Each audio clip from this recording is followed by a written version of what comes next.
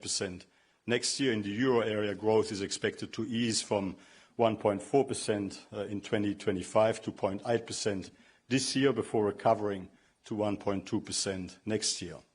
Labour market resilience and next-generation EU spending will partly offset tighter fiscal policy in France, Italy and elsewhere. Japan is among the economies most exposed to this conflict through energy imports and supply chains. Growth is projected to fall from 1.1% in 2025 to 0.6% this year, recovering to 0.8% in 2027. Domestic demand, supported by robust wage growth and energy subsidies, will provide some cushion. In China, growth is projected to ease from 5% last year to 4.5% this year and 4.3% in 2027, with high energy import dependence and falling real estate investment the primary drags. This outlook is surrounded by significant uncertainty, and the risks are predominantly to the downside.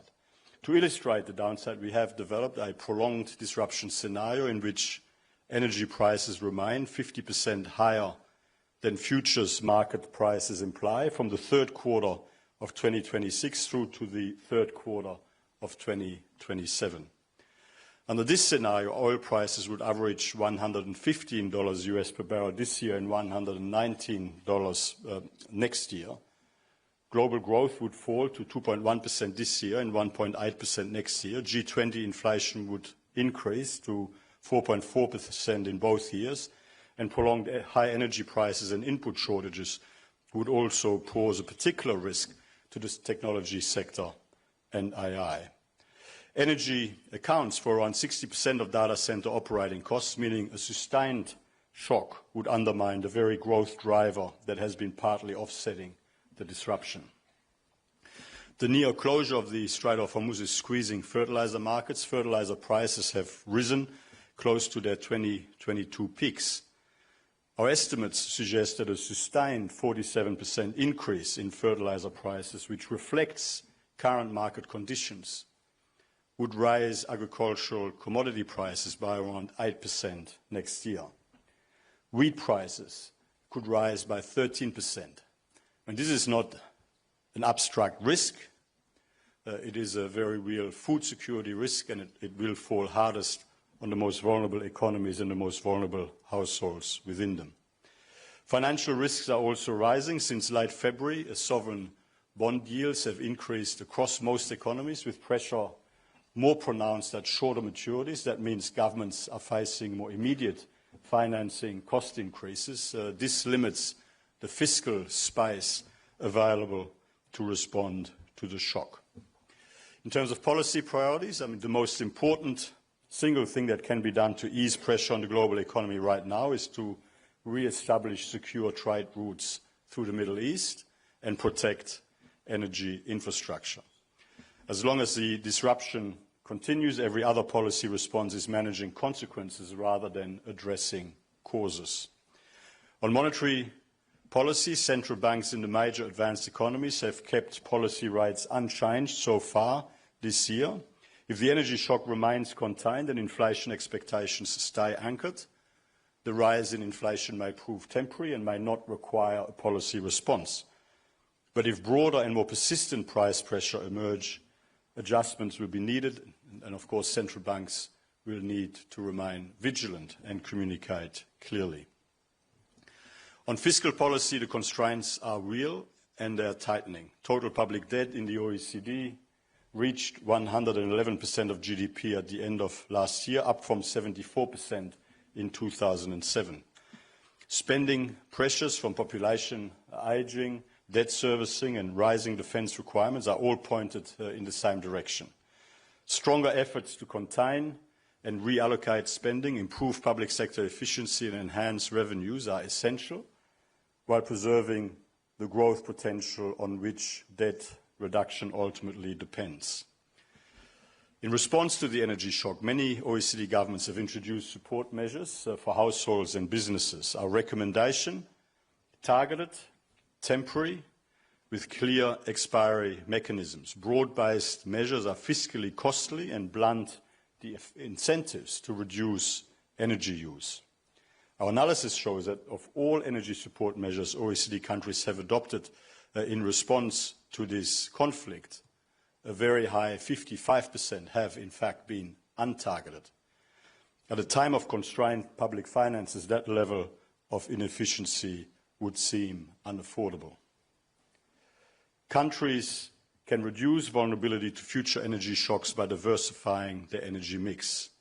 Renewables accounted for just 6% of total energy supply across the OECD between 2019 and 2024. Nuclear energy, which accounted for only 9% of total OECD energy supply over the same period, down from 11% in the mid-1990s, is a vital tool for energy security, affordability and sustainability that deserves clear-eyed reassessment. Expanding nuclear capacity, including through small modular reactors, can provide reliable, low-emissions power that complements renewables and meets rising demand from digital technologies. Open markets and rules-based trade are among our most powerful tools for building resilience, and yet import restrictive measures are expanding rapidly.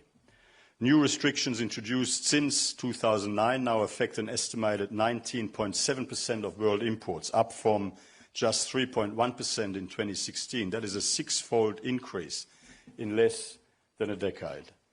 New export restrictions in response to supply disruptions should be firmly avoided. They only exacerbate shortages.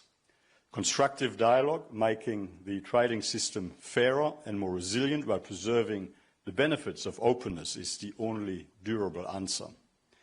Finally, structural reform.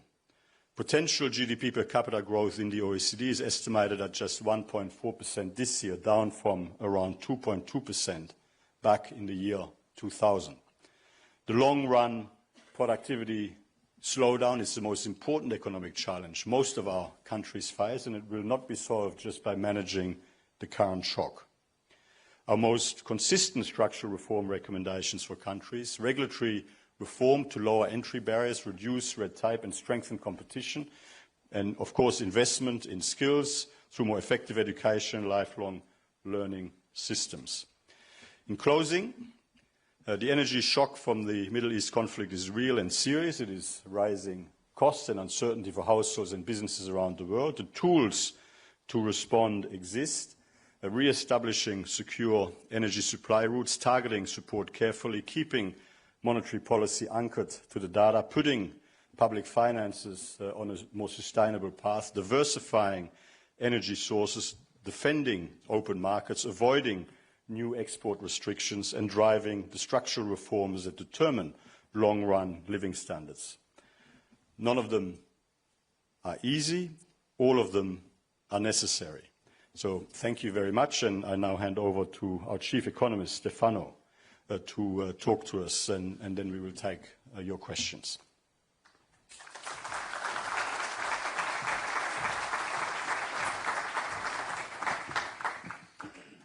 Thank you very much, Secretary General. Good morning to all of you. It's a great pleasure to contribute to the presentation of our economic outlook. I think I would like to start with one of the messages that Secretary General just delivered.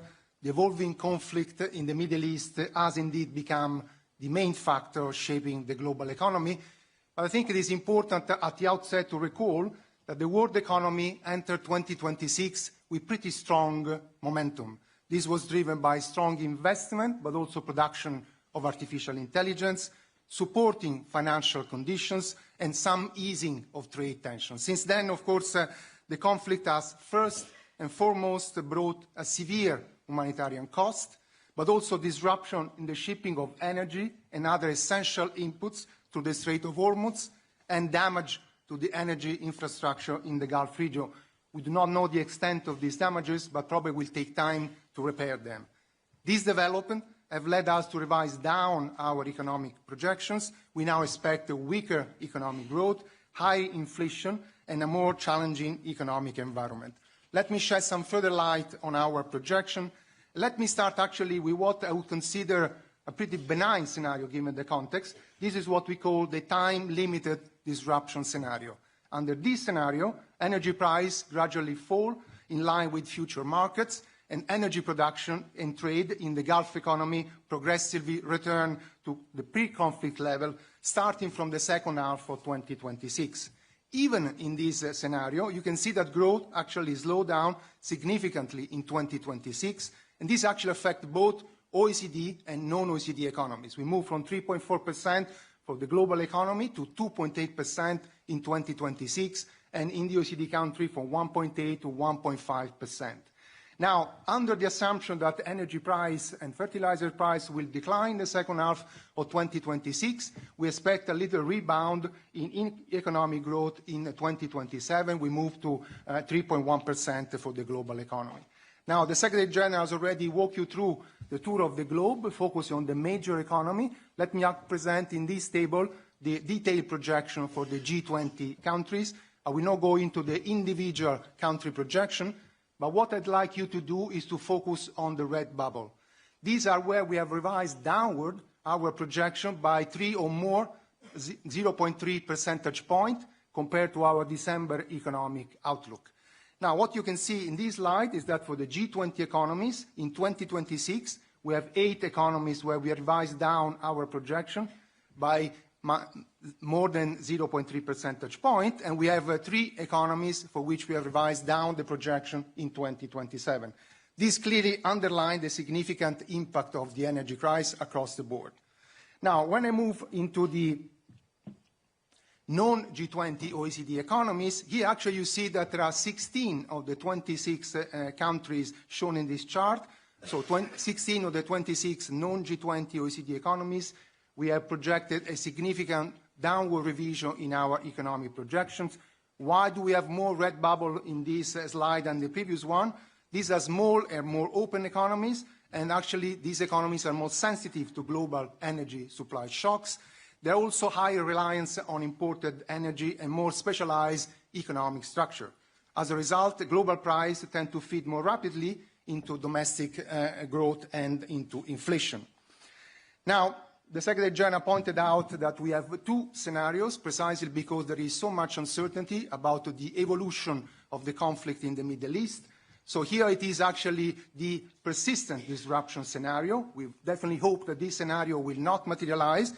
But this assumption, this scenario assumes that actually energy price stay much higher for a much more prolonged period of time, well into 2027, and actually the disruption in energy production and export in the Gulf economies will persist well into 2027.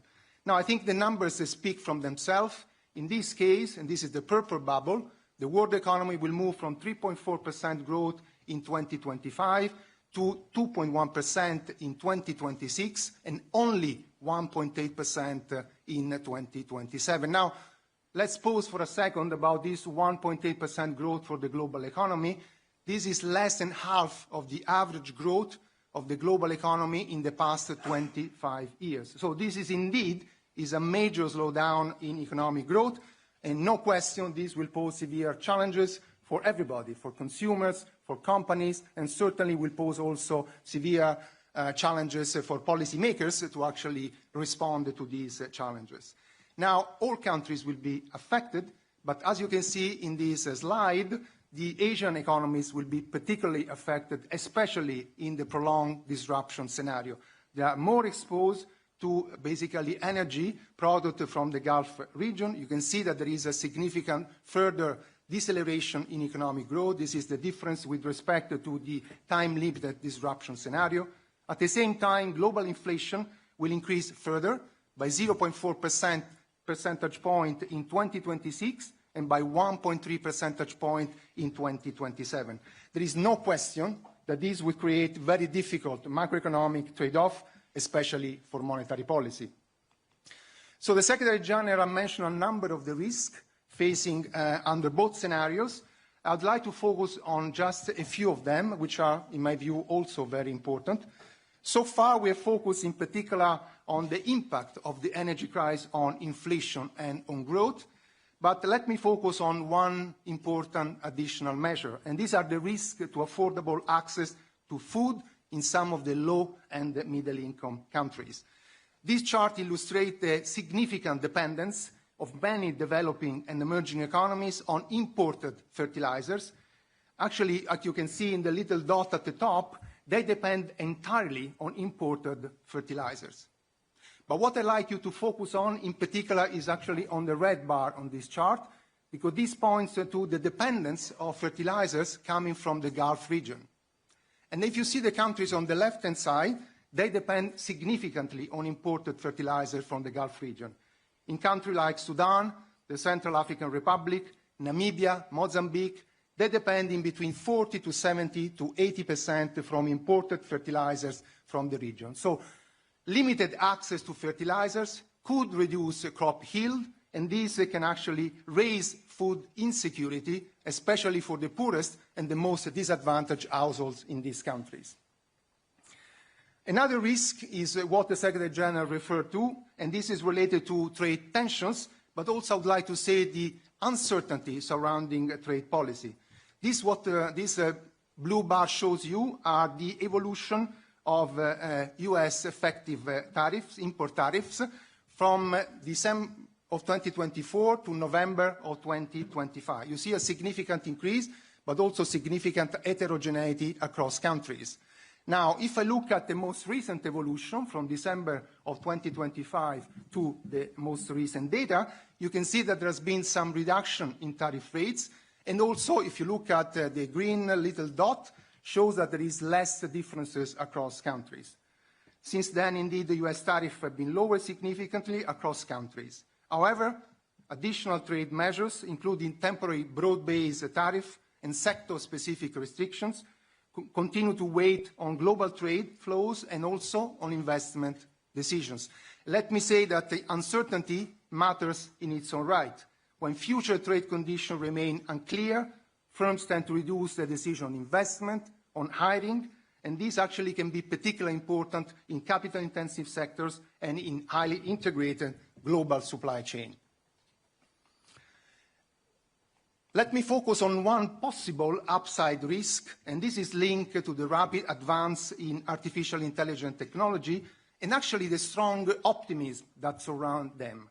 As you can see on the left-hand side chart in this, there is no sign of momentum fading. If we look at the planned investment by major AI companies, both for 26 and for 2027, this is expected to almost double the level of 25. So this is a significant, strong investment in artificial intelligence.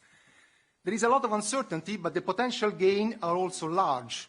According to the OECD estimate, which you see on the right-hand side panel here, a broad adoption of artificial intelligence combined with complementary investment in traditional software would actually raise annual GDP per capita growth on average in the G20 economies by some 0.4 percentage point.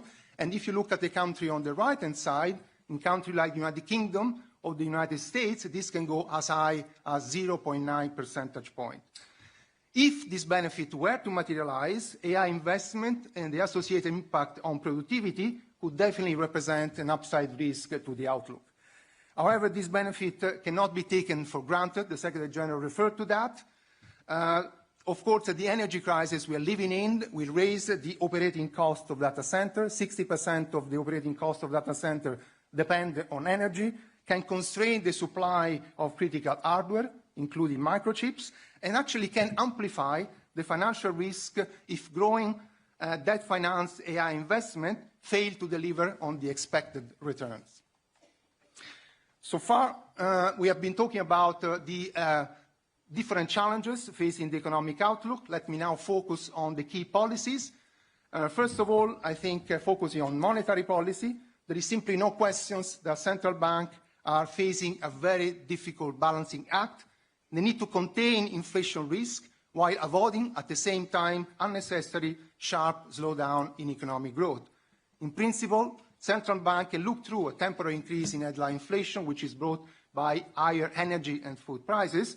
This, I think, will be more consistent with our time-limited disruption scenario. As it is shown in this slide, indeed, the short-term inflation expectations have increased, reflecting the increase in energy and food prices. However, if we look at longer-term expectations, they tend to remain broadly stable. This suggests that market and households, for the time being, expect inflation to return to our target over time. Nevertheless, of course, the central bank may have to intervene, especially if energy price pressure proves to be more persistent, and there are signs of spillover more broadly into underlying inflation. Now, the Secretary General highlighted that this fiscal space is actually limited in many countries, and the very strong importance of ensuring continuous progress towards fiscal sustainability. In response to the energy crisis, government actually acted pretty swiftly, roll out a range of measures to support both households and firms. You see the measures that we have collected through our energy support measure tracker.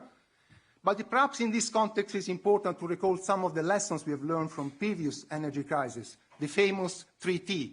Measures have to be timely, measures have to be targeted, and measures have to be temporary. So certainly, measures have been very timely. Countries have rolled out a number of measures across the board, but so far, most of the measures have focused on reducing energy prices, either directly through tax systems or subsidies. They are faster to roll out, and certainly they are much more visible. The problem is actually the second T, so the targeted measures. And you can see in this slide that actually most of the measures that countries have introduced have not been targeted. So why targeting is so important? It is important because we know very well that low-income households are more affected by a hike in energy prices. They spend a larger proportion of their income of energy. Rural households actually may have less means to adjust, for example, their transport patterns, and small and medium-sized enterprises may face less liquidity to adjust to the higher energy bill. So well-targeted measures can protect really the most vulnerable groups and firms, and at the same time at a lower fiscal cost. The other key lessons we have learned from previous energy crises is also to ensure that support measures are temporary. So as soon as energy prices tend to normalize, they have to be withdrawn. But let me add actually a fourth T, which is transformative. We need to make sure that the short-term measure to support households and firms actually preserve incentive for energy efficiency and for diversification. In this context, price signals actually do matter very much. Measures such as tax reduction, subsidized price, regulatory price cap, and export restrictions, so all the measures you find on the left-hand side of this chart, basically do not really encourage energy saving, do not reduce consumption of energy at a time in which we need that because this is an energy supply shock. But actually preserving price signals can actually reduce the dependence on fossil fuel, and this is very important because we have to make sure that short-term measures actually strengthen rather than delay the longer-term resilience effort that many countries around the world are actually undertaking. So let me conclude with some key messages emerging from our economic outlook. First, the conflict in the Middle East has become indeed the dominant force shaping the global economy.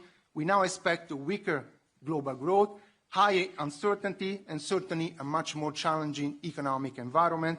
The longer the disruption lasts, the greater the economic but also the social cost of this crisis, and certainly will make policy choices much more difficult and hard. These are the main messages I would like to convey with you, and I thank you very much for your attention. Thanks.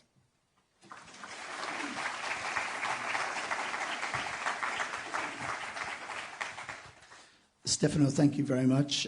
We will enter into the question and answer part of the session. Invite the Secretary General back on stage. We'll be taking questions from journalists here in the room, but also those on Zoom. If you feel like putting your questions into the Zoom, we'll try to get to as many as we can. We'll start with those here in the room. Right here, I see. Go ahead. Good morning. William Harbin from Bloomberg, to your right. The US this morning has announced 10% tariffs across the board. How does this announcement impact your assessment of the economic outlook? And a second question about your prolonged disruption scenario, monetary policy. Could you expand a bit on how you expect central banks to react in that situation and the risks of policy errors? Well, on the tariff rate, these are not included in our projection. Of course, it would have an impact on economic growth. On the second question that you asked, the prolonged disruption scenario is a model-based simulation. Again, as I said, we assume that energy price will stay much, much higher for a much more prolonged period of time, and also the disruption in energy production in the Gulf region will continue. There is no question that while monetary policy can lock through the temporary increase in headline inflation in the time-limited disruption scenario, if we move into a prolonged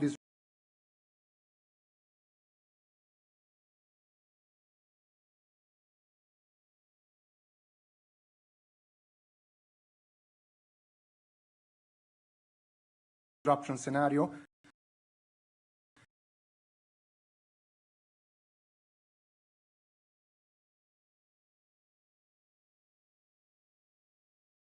monetary policy would have to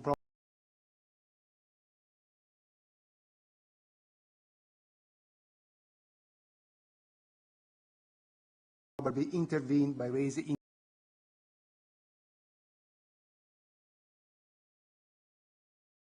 on the other hand, also try not to sort of affect economic growth to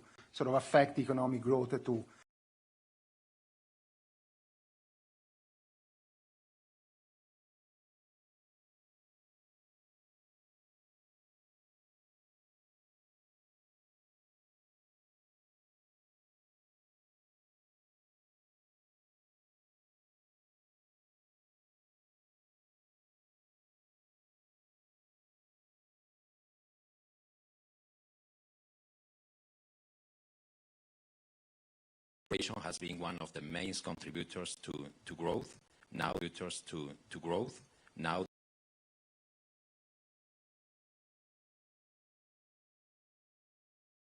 what will be the impact of this event?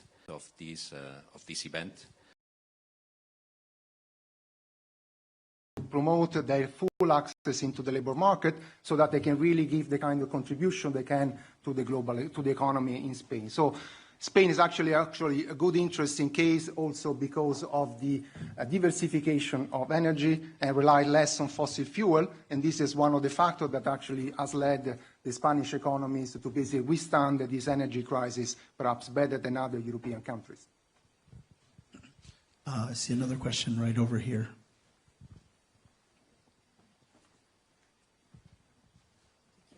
Hello, Martin Powells from AFP News Agency. In your worst-case scenario, what are the countries that are more likely to enter a recession, according to you? Thank you. Well, I think, as we have said, basically the Asian economies are more exposed, but I think there is a significant difference also within this region. There are some countries in the Asia region that actually have larger strategic reserves, so they can withstand even a prolonged period of high energy prices better. Other countries in the Asian region actually have less reserves, and for them, of course, a prolonged disruption scenario will be certainly much more painful. Small and open economies tend to be more affected by a prolonged slowdown in economic activity. But if you talk about recession, of course, we have to look at those countries where already start, even in the time-limited disruption scenario, from relatively low economic growth, and these affect, for example, a number of European countries that have a slow growth also in the more benign scenario, again, the time-limited disruption scenario. I'm looking if there are other questions here from the media. If not, we have one from the journalists watching us online. Paolo Levi from this Italian agency ANSA asks, what are your principal suggestions for Italy? Well, of course, Italy is facing a number of challenges. You see in our projections that in Italy growth will be 0.5% in 2025, and then will go up slightly to 0.6%. I think the full implementation of the Resilience and Recovery Plan is an important objective for Italy. I think maintaining the process toward fiscal consolidation is also very important. But also, I think, as the Secretary General said, there are a number of important structural reforms that will be important for Italy, improve the business environment, allow new firms to enter the market. Italy has an interesting situation because you have a very highly productive medium to large firms. Actually, they are even more productive than those in other European countries, but has many, many firms with very small firms with less than 20 employees that actually have very low productivity level. So supporting them, for example, into the transition by using artificial intelligence is certainly an important challenge that Italy is facing. And I think all countries, not only Italy, can certainly benefit by greater use of artificial intelligence, not only in the private sector, but actually in the public sector. There is significant improvement in the efficiency of public sector by using properly artificial intelligence and in particular generative AI. Looking one more time if there are any other questions here from the media in the room. I see one final question right there, please. Bonjour, Monsieur Ormoussi d'Dubai TV. J'ai une petite question concernant la crise de droit d'Hormuz. Vous avez parlé une partie très importante dans votre rapport sur ce sujet. Il faut combien de temps pour sortir de cette crise? Et en cas de prolongation de fermeture, est-ce que l'OCDE dispose des scénarios pour faire face à cette crise mondiale? Merci. Well, we do not know exactly, when the conflict in the Middle East will be sorted out. The reason why we have actually not a baseline and then different scenario analysis, but we have two scenarios, is precisely because of the very high uncertainty surrounding a lasting resolution of the conflict in the Middle East. I think the Strait of Hormuz is a fundamental choke point. I think this has been mentioned. It's not just for oil and gas. It's about fertilizer. It's about a number of fundamental industrial input. This is why we presented the prolonged disruption scenario, in which we assume that the Strait of Hormuz will remain closed for a period of time. And this, of course, as we've been discussing, the Secretary General and I, will have a very dear economic consequence, but also social consequences. We all hope that there will be sort of a lasting resolution of the conflict in the Middle East soon, and that you can move from the prolonged disruption scenario more into time-limited disruption scenario. I think this is the hope of everyone. But I think the important point of this outlook is also to prepare in case this crisis will actually continue and actually think about what kind of policy responses have to be put in place. These will be difficult choices that government would have to make to actually support consumers, to support firms, and to actually to weather what could be a very severe crisis. Thank you. Stefano, Secretary General, thank you very much. We're going to close this press conference now. All the information on the economic outlook is on the OECD website. Thank you very much.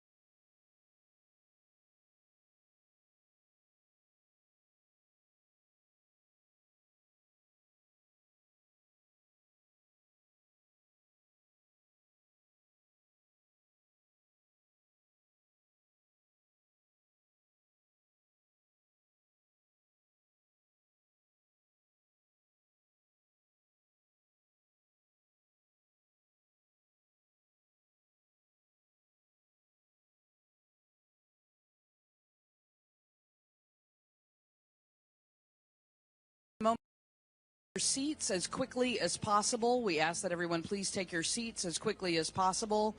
Should you need interpretation, you will find the room audio on channel 0, English on channel 1, French on channel 2, Spanish on channel 5.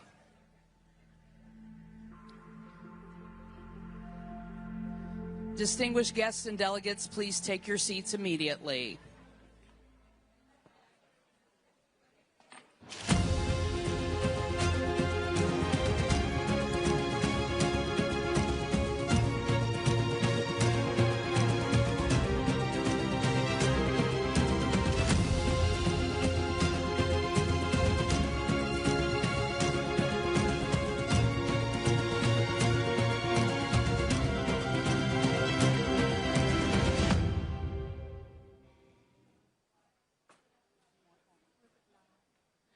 Distinguished guests and delegates, please welcome the Secretary General of the OECD, Mr. Mathias Cormann, the 2026 MCM Chair and Prime Minister of Finland, Petteri Orpo, the Deputy Prime Minister of Ukraine, Mr. Taras Kachka, and the MCM Vice Chairs, Korea and New Zealand, and Ministers for the MCM Chair.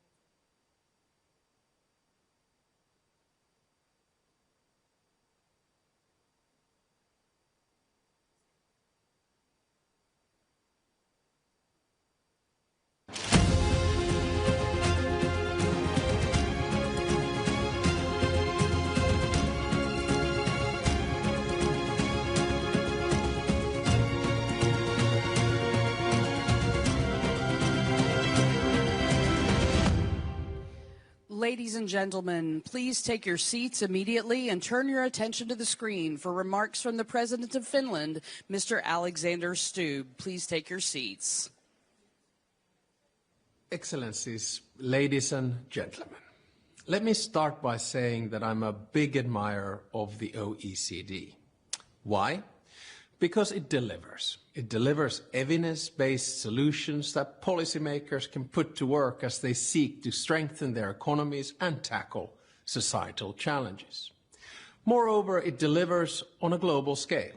The OECD soft law instruments make international economic cooperation stronger, more effective, and more predictable. As we seek to draw on the OECD's capacity to address the current emerging challenges, there are 4 points I believe we should keep in mind.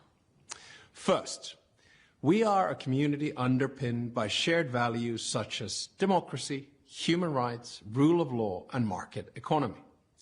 The OECD's model of building solutions among like-minded countries has proven its worth. In these times of geopolitical and geoeconomic uncertainty, we should make the best of this shared foundation and strive to maintain the OECD as an important anchor of the rules-based system. We need more OECD, not less.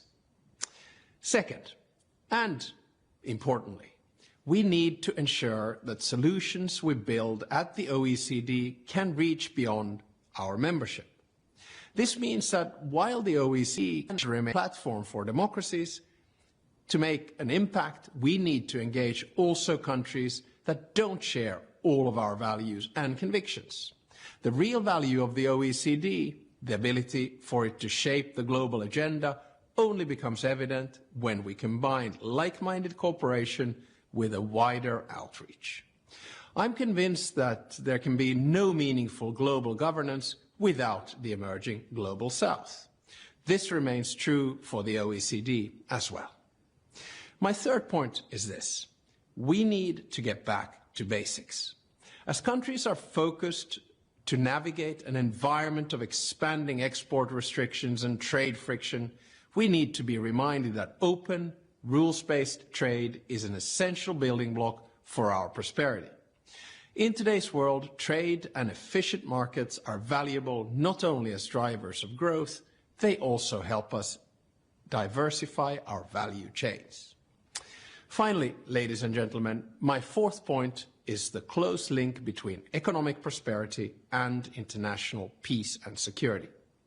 What the OECD does is crucially connected to the purposes of the United Nations: peace and security, international law, human rights and fundamental freedoms.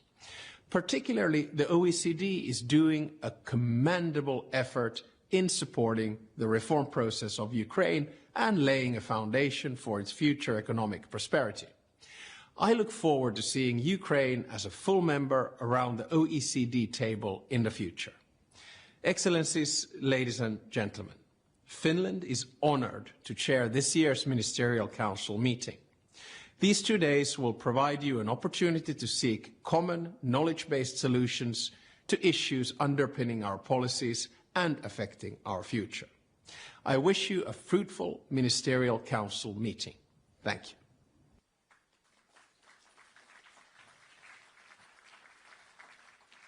We now invite to the stage the Secretary General of the OECD, Mr. Mathias Cormann.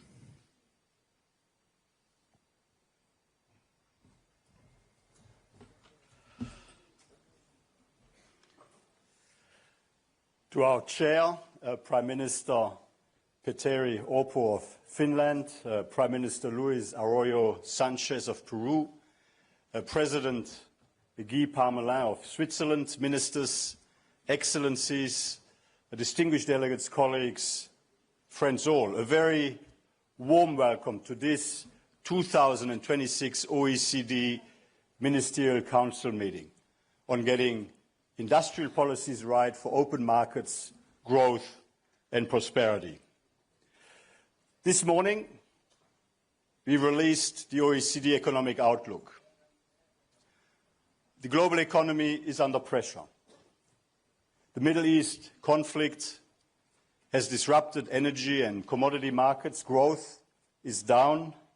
Inflation is up.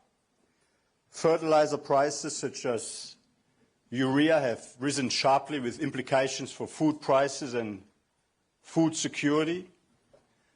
Financial market volatility has risen. Supply chains are being tested again, and all this comes on top of deeper pre-existing structural challenges. Productivity growth that has been too low for too long, a fracturing of the global rules-based trading order, inequalities of opportunity fueling political polarization, population aging, weighing on growth and pressuring public finances, and digital and climate transitions requiring investments at a scale and speed governments have yet to match. And each of these structural challenges has an industrial policy dimension. Each requires governments to make hard choices about what to do, what not to do, who to work with, and how to work better together, which is exactly what we are here today and tomorrow to address. Governments everywhere are rethinking their role in the economy. The pandemic exposed vulnerabilities in health, economic and societal structures and in global supply chains. The global rise for leadership in AI, semiconductors and quantum is intensifying. The pressure to secure reliable, affordable, clean energy is mounting, and the window to get it right is closing fast. And citizens are demanding that growth delivers tangible benefits in their own lives, not just in aggregate across the economy. It's against this backdrop that industrial policy is back, and it is back with force. And the question then is not whether government should act. Governments are acting and they will act. The question is how to act and how to act wisely. Because the evidence of history is quite clear. Yes, industrial policy can help unlock stronger growth, more innovation and increased resilience. But it can also distort markets, crowd out private investment, stifle innovation, undermine fiscal sustainability and trigger costly trade conflicts, undermining growth and living standards over time. The difference between success and failure lies in how well industrial policy is designed, and even more importantly, how well it is implemented. Well-functioning markets and open, rules-based trade remain the most effective foundation for industrial success. Good industrial policy works with the market, not against the market. And the conversation that we're having over these next 2 days is also taking place against the backdrop of widening global economic imbalances, with persistent surpluses in some economies and chronic deficits in others. The cost of leaving them unaddressed is rising, but both surplus and deficit countries have real adjustments to make.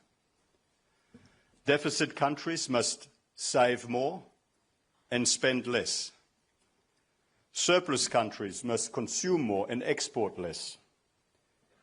And some deficit economies face an additional urgent challenge, closing a competitiveness and productivity gap that has been allowed to widen for too long. Coordinated dialogue is not optional. Without it, the pressure will continue to build, and the risk of disorderly adjustment with all the damage that brings to global stability and growth grows with it. It means, for surplus economies, rebalancing means more than shifting from investment and exports to consumption. It means moving away from market-distorting subsidies toward more market-based approaches, the kind that generate durable, efficient growth rather than dependencies that are hard to unwind. In this context, this week we released our OECD Magic Database, a unique tool to track industrial subsidies globally at the firm level, shedding light on their distortive potential.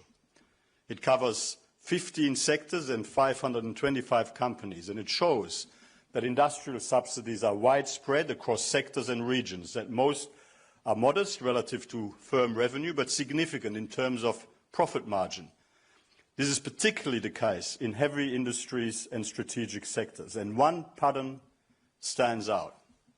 Firms based in China receive substantially larger support than firms in OECD countries, primarily through below-market borrowing from state-controlled banks. Such policies have contributed to the widening of unsustainable global trade imbalances. They have also enabled China to accumulate powerful positions across key industrial supply chains. The concentration of supply in strategically critical sectors now represents a systemic risk to the resilience of the global economy. Having access to this data makes honest, evidence-based conversations possible. The findings and implications make them necessary. The OECD is available as a platform to facilitate this dialogue in support of bilateral and plurilateral conversations. So what does good industrial policy deliver? It starts with productivity. The single most important thing any government can do for its industrial base is support broad-based, stronger productivity growth. Cutting red tape, investing in skills, funding research and innovation, promoting gender equality as a participation and productivity enhancing measure, building world-class infrastructure and addressing the digital and energy transitions, not as a cost to be managed, but as a necessary investment to secure international industrial competitiveness into the future. But good industrial policy also requires something no country can provide alone. It requires partners. Supply chain resilience, technology leadership in AI and beyond, critical mineral security, the clean energy transition, none of this can be achieved by any one country unilaterally and on their own. And what a powerful coalition of partners is gathered here today. Our discussions will not only shape outcomes within our own borders, they will also have an impact on emerging and developing economies that rely on continued access to open markets and clear, predictable rules. That is also why it is so important we get the balance right. With industrial policies that support global development and growth and that preserve and enhance opportunities for people all around the world to participate in and benefit from that development and growth. Over the next 2 days, you will address the defining policy challenges of this moment, how to use industrial policy to strengthen your economies while remaining true to the open markets and rules-based trading system that has been the cornerstone of economic strength over the last several decades. We should approach these discussions with pragmatism. Progress in any multilateral setting requires a commitment to listen to each other, to communicate, and to engage. And yes, when necessary, to find compromise. The ability to find common ground, even on difficult issues, even with partners you sometimes disagree with, is not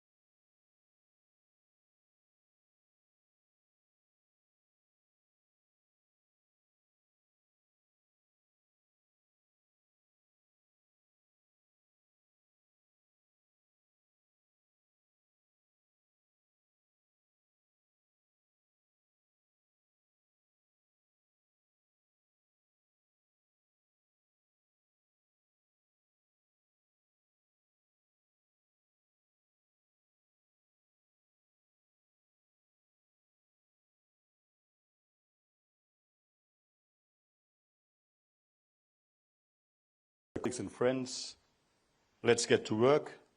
But first, very much looking forward to hearing from our chair, the Prime Minister of Finland. Please, the floor is yours.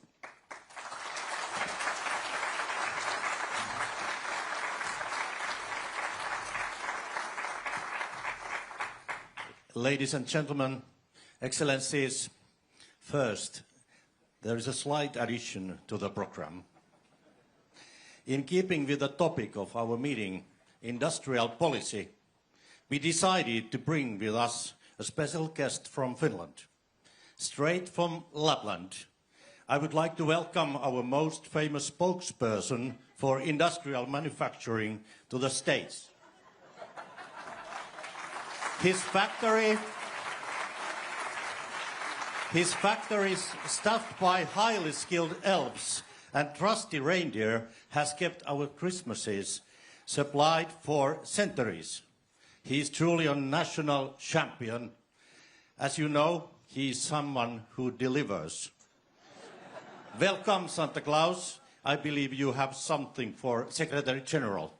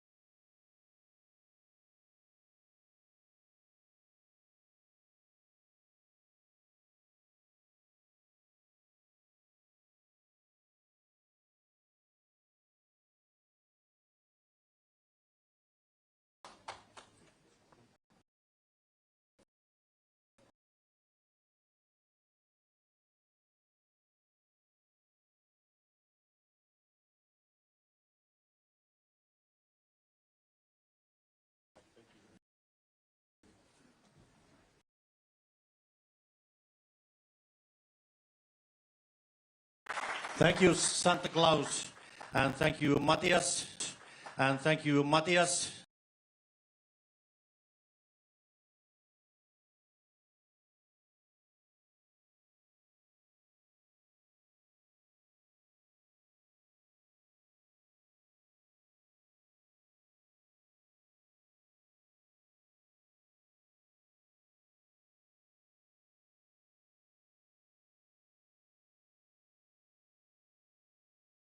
Close cooperation.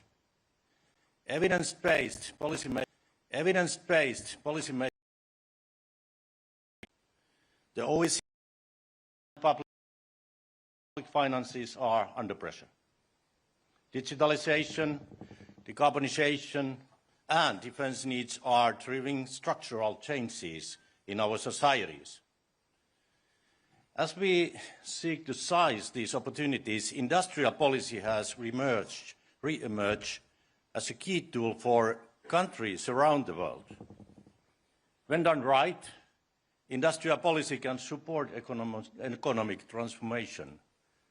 Poorly designed, however, it risks distorting markets or weakening fiscal sustainability. The challenge is to pursue targeted, non-distortive and non-discriminatory policies that strengthen long-term growth without undermining public finances or the free market. Governments must not replace markets, but rather enable them to function better. This includes designing regulation that supports competition and innovation, reduce unnecessary administrative burden, and ensures a level playing field for companies. Finland's success has relied on strong integration into global value chains, a stable and transparent regulatory environment, and close cooperation between public and private sectors. Having said that, the times are changing. Not all our trading partners are playing fair, for example, in terms of access to key production inputs. However, if we adopt smart industrial policies and pursue international cooperation with like-minded partners, I am confident that we can find the necessary solutions and ensure the global competition remains fair and rules-based. We are here to find these solutions. My second message concerns competitiveness. It is about the ability to innovate, to attract talent and investment, and to adapt to societal change by embracing the industries of tomorrow. These are increasingly linked to emerging technologies. Artificial intelligence, in particular, holds the potential for gains in productivity, innovation and industrial renewal. Competitiveness means establishing innovation ecosystem that enable different stakeholders to collaborate across the value chain. It means building research infrastructures where different technologies and disciplines can converge and interact. It means providing research and development funding for deep tech to be turned into real-life solutions. And finally, it means making sure that research institutions and companies have access to the talent and capital they need to innovate and scale. In Finland, we have developed world-class knowledge and manufacturing hubs in AI and quantum computing, wireless networks, new space, nuclear energy, and bioeconomy. We have a national spending target of 4% of GDP for research and development, ensuring our innovators a sustained funding pipeline. In addition, we are investing in our most innovative companies so that they can scale and compete in global market. All this is carried out in close collaboration between public and private sectors in a joint national effort. Yet, given the global nature of technology value chains, we also need trust international cooperation. And this brings me to my third and final message, which concerns security. Today, economic security and national security are increasingly interconnected. Supply chain vulnerabilities, dependencies, and geopolitical tensions affect our collective resilience. As advanced economies with shared values and interests, we need to find common solutions to shared problems wherever possible. Addressing concerns about economic security requires coordinated and proportionate action. We must build industrial capacity in key sectors while recognizing that we cannot and we should not produce everything ourselves. Second, we must diversify our supply chains while maintaining openness to global trade flows. Third, we must pursue deeper economic critical resources and technological partnerships among trusted allies. And finally, we must ensure that any measures we take do not undermine the very rules we are working to preserve. Much like growth and competitiveness, our security is not achieved in isolation. It is strengthened through cooperation. Russia's war of aggression against Ukraine is a stark reminder of this reality. Our continued support for Ukraine is not only a matter of solidarity. It is in defense of the rules-based international order on which our economies deepened. Ukraine's resilience highlights the role of technology and innovation in building the defense capabilities and industrial capacity we need. At the same time, the reconstruction of Ukraine will require sustained international commitment. This also applies in the OECD context, and we can help Ukraine reforms its economy and pave the way for its membership. Learning from each other goes both ways. Excellencies, in closing, balanced and responsible industrial policies can be an important instrument in our toolbox. As a forum for mutual learning, policy dialogue and collaboration, the OECD is uniquely positioned to lead this effort. Let our discussions help us to get our industrial policies right in a way that strengthens growth, enhances competitiveness and reinforces our shared security. Thank you very much.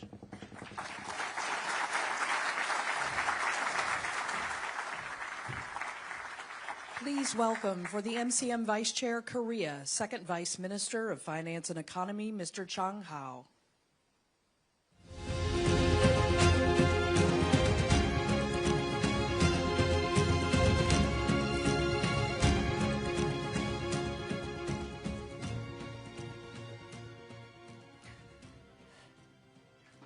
Distinguished Chair Patrick Orpo and Secretary General Mathias Cormann, Vice Chair Todd McLeay, and the Excellencies, fellow ministers and delegates.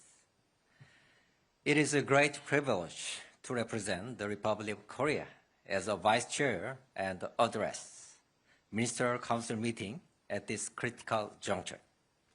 The theme of this year's meeting, Getting Industrial Policies Right for Open Market, Growth and Prosperity, is the most pressing issue facing our era.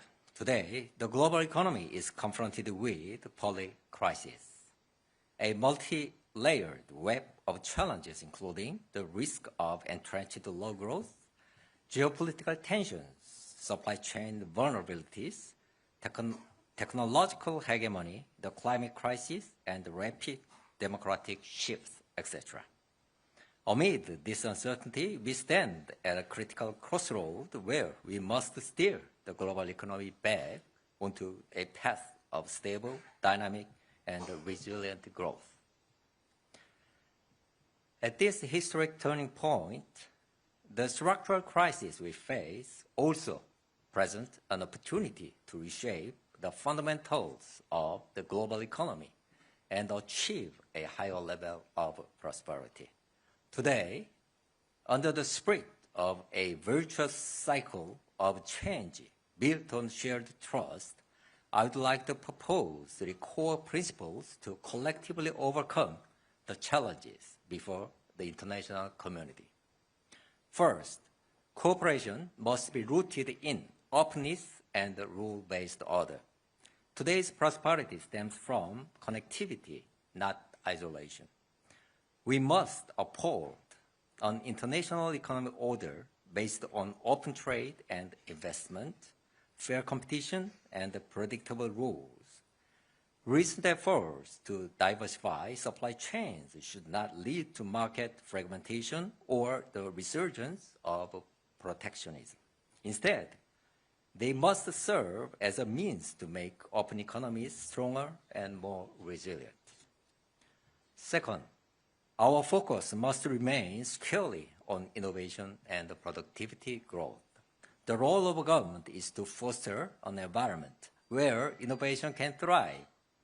By implementing competition-friendly legislation, we must build a level playing field where private creativity and investment can breathe and flourish. Third, policies must be inclusive, forward-looking, and fiscally sustainable. The rapid transformation of the AI era risks marginalizing workers and vulnerable groups while widening the gap between corporations. To address this, we must pursue policies that empower society as a whole and ensure that more citizens and the business enterprise share the fruit of growth. Furthermore, considering the potential side effects of the AI mismanagement or abuse, its technological potential will translate into real societal prosperity only when trust, safety, transparency, and accountability are firmly secured. climate policy and economic growth must advance hand in hand through such green growth that accelerates green tech innovation and the low-carbon structural transition. We must simultaneously achieve both sustainability and a macroeconomic leap forward. In addition, the low birth rate, aging population, and the subsequent decline in potential growth rates pose severe threat to the sustainability of global economy. In this era of great transition, as the OECD has rightly pointed out, we must focus our strategic investment on growth potential. Through these structural efforts, we must secure fiscal sustainability and alleviate the burden on future generations. OECD plays a pivotal role in this era of grand transition through evidence-based policy analysis, pioneering discussion on international standards, and trust-based policy dialogues among member states. The OECD helps us make better choices. In particular, the OECD's initiatives regarding industrial policy, AI governance, supply chain resilience, trade and investment, and climate and inclusive growth are more vital now than ever before. In alignment with these efforts, the Republic of Korea is actively pursuing industrial policies and structural reform based on these right principles. We are simultaneously enhancing the competitiveness of our strategic industries and reforming regulations while firmly upholding the framework of a fair competitive order and international cooperations.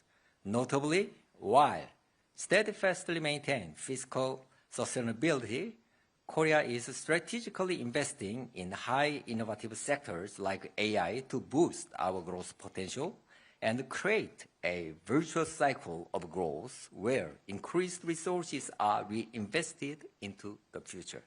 Furthermore, for emerging industries and startups, we have adopted a negative regulation principle, competition-friendly regulation reform to maximize private sector dynamism.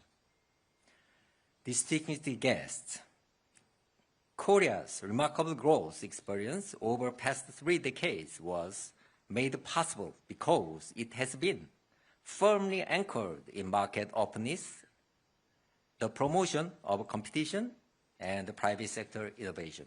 Now, we find ourselves in a challenging global environment. However, what we must truly pursue is not zero-sum game, draining competition between nations, but rather a race to the top for better policies that transform the very fabric of the global economy. We must aim for market complementing rather than market distortions, broader inclusion rather than exclusion, and long-term prosperity rather than short-term fixes. As a vice chair of this year's MCM and marking the 30th anniversary of our accession to the OECD, the Republic of Korea will strictly abide by the open trade order and actively participate in international dialogue on the digital supply chain and green transitions. Together with fellow OECD member states, Korea will fulfill its responsibilities in forging a more open, innovative, inclusive, and sustainable global economy. Thank you very much.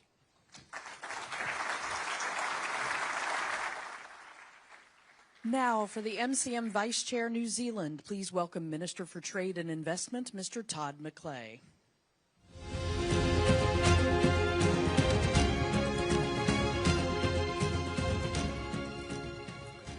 Well, kia ora, bonjour, and good morning. I'd like to thank and acknowledge His Excellency President Stubb and Prime Minister Orpo from Finland for Finland's leadership of this year's MCM. Also for bringing one of your most well-known visitors to New Zealand every year. You're right, Santa Claus does deliver. Can I also acknowledge Vice Minister Hao Jun and fellow Vice Chair, and congratulate Korea on its 30-year anniversary of OECD membership. Thank you, Secretary-General Mathias. We greatly value your work and that of your team in bringing together policy expertise and analysis on the increasingly complex challenges confronting the world today. New Zealand reaffirms its support to the OECD and is widely recognised and will no doubt be reinforced over the next 2 days. The current global geopolitical climate is at a concerning level. The OECD's evidence-based policy analysis is critical in helping all of us navigate current global shocks. These shocks are having real impacts on our economies and the livelihoods of our citizens. 12 months ago, I raised New Zealand's concerns about a worsening geostrategic environment, particularly the sustained pressure the international rules-based trading system is under.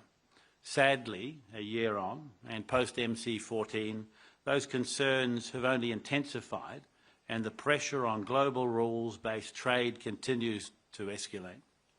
This strain is driving amplified global trade uncertainty and threatening global economic growth.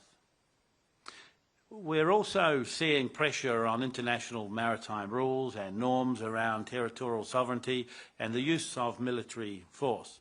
Some of this is playing out in events far from New Zealand, such as Russia's illegal war in the Ukraine and Iran's effective closure of the Strait of Hormuz.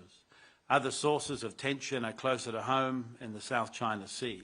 The implications of all of these events are far-reaching, and it's not only small economies like New Zealand which suffer because of events, we are all affected. It's precisely in times like these we must remember why institutions like the OECD exist. By utilising the experience around the table, we can work together, collaborate, and build trust to find consensus on solutions to common challenges. We commend the global outlook of the OECD, particularly the continued work under the Indo-Pacific particularly under the Indo-Pacific Strategic Framework. Today, we're also celebrating 10-year anniversary of the Latin America and Caribbean Regional Programme. We also commend the work of the OECD towards a new enhanced partnership with Africa. It is New Zealand's view that working with countries outside of the OECD provides real added value to the OECD. That's why it's great to see so many accession countries here at this year's MCM. New Zealand welcomes the progress made by all accession countries. And as we move through the next 2 days in Paris, and indeed as we work through our own economic issues over the coming months, I remind members that international trade rules are important. Rules provide predictability, certainty, confidence, and fair conditions. That helps our businesses to take risks, to innovate, to grow. It helps them trade with each other. In short, we all stand to benefit from adherence to rules which govern international trade and open markets. And I have had the privilege of working with many of you in the room on rules which govern cross-border trade and investment, supply chain resilience, and the digital economy, amongst many other areas. I close by referencing the importance of this year's theme, which centres on getting industrial policy right for open markets, growth and prosperity. At a time when many countries are looking inward, we remind members that industry policy should not become a proxy for protectionism or unilateralism. That benefits no one.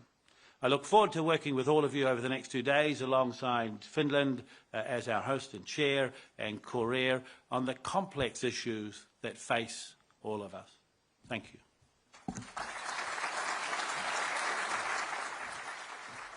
Please welcome from Ukraine, the Deputy Prime Minister for European and Euro-Atlantic Integration, Mr. Taras Kachka.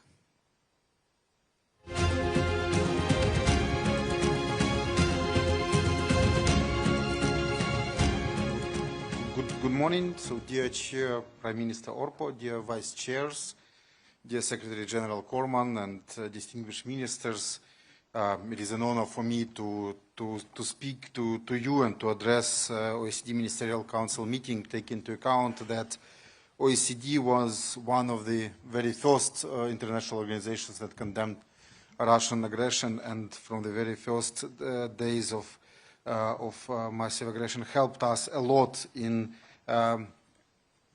creating this enormous solidarity that we cherish and we really appreciate. It helps us to survive and to defend our territory and people and values and everything that is important for all of us. And that's why for me it is important to talk about industrial policy, because industrial policy is always perceived as something very selfish, something very egoistic.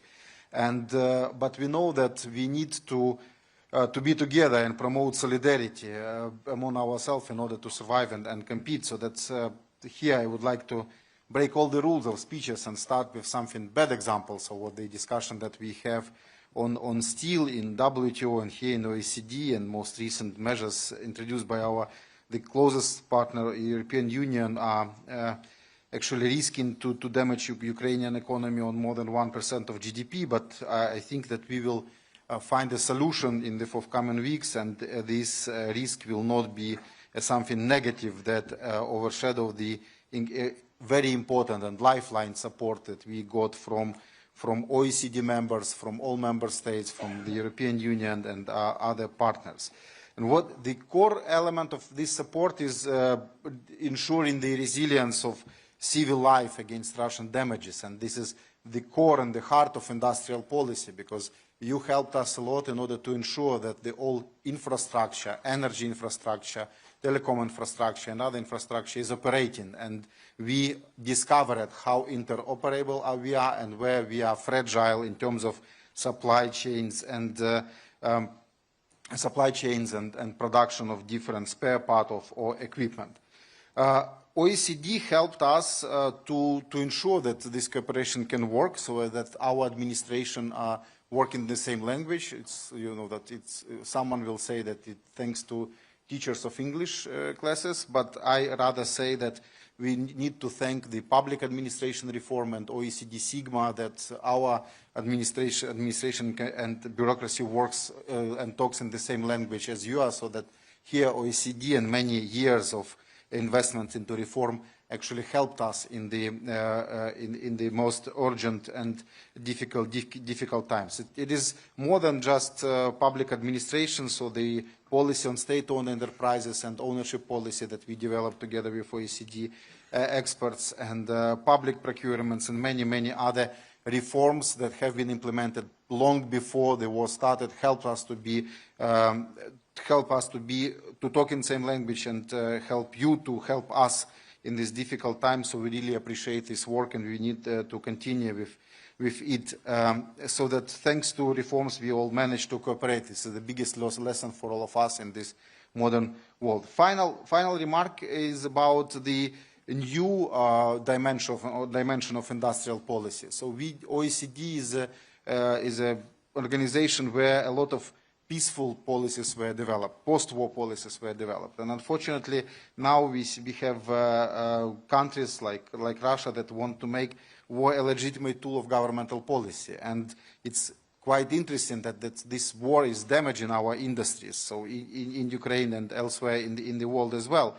But the most efficient reply to all this aggression and aggression against our civilization is industrial policy and production of weapons and other things that our defense industry use. And we started with military support of our partners, and we still rely on your support in conventional weapons. But the new weapon like UAVs and the ecosystem developed around it is a game changer in the investment in our future peace. And this is an ecosystem that combines human techness and managerial techniques, logistics and other things, and most of all technologies that are advancing so fast. And that's why we need to cooperate and to ensure that our industrial policy are helping us to defend our weapons. And here we need to ensure that we have a solidarity between all of us because we see that supply chain in this area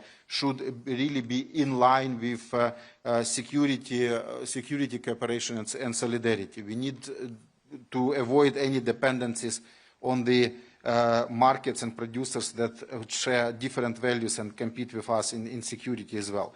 And when we are talking about trust, I think that the most recent invitation of Ukraine to anti-bribery convention and our joining anti-bribery convention is also another tool of building trust to each other. So just to conclude, I would like to say that all our experience with your support to us showed that when we combine our efforts in helping trade, economic policy and industrial policy, we can manage to win the wars and all competitions we face. So thank you for your cooperation and hope to cooperate in future as well. Thank you.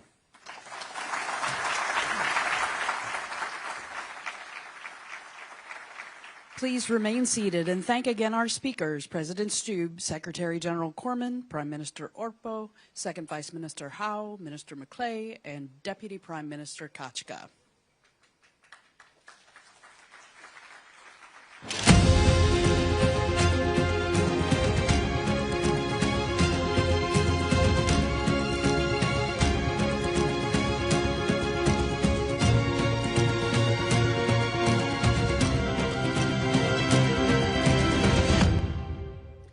Now, to celebrate the 10-year anniversary of the OECD Latin America and the Caribbean Regional Program, we invite to the stage the Secretary General, the co-chairs, Costa Rica and Uruguay, Ms. Indiana Trejos Gallo and Ms. Valeria Sucasi, and for the host of the program's 2026 Ministerial Dialogue, Ms. Susana Sumelto of Spain.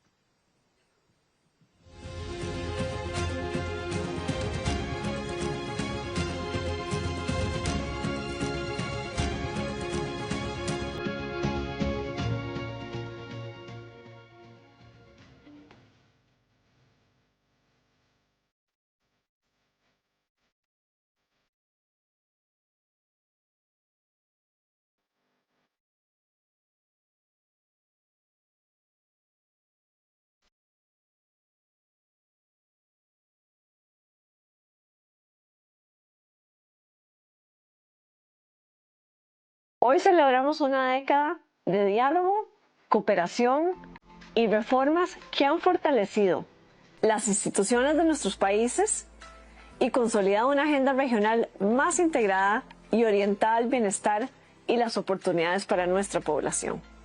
En este tiempo, el programa se consolidó como una plataforma de diálogo en un contexto regional e internacional desafiante.